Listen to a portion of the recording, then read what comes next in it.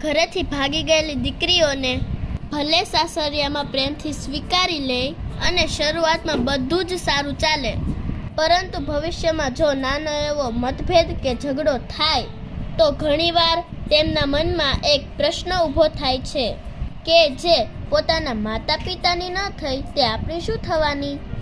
આવા વિચારો સંબંધોમાં અંતર ઊભું કરી શકે છે.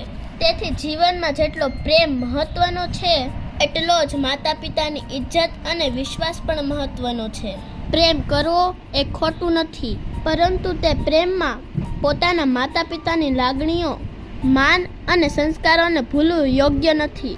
સાચો પ્રેમ એ જ છે જેમાં બંને પરિવારની ઇજ્જત જળવાય અને સંબંધો મજબૂત બને. ઘરેથી ભાગેલી દીકરીઓ માટે આ એક કડવી હકીકત છે. જો મારી આ વાતથી સહેમત હોય તો લાઈક કરી દેજો. સ્વસ્થ રહો અને સલામત રહો. જય હિન્દ.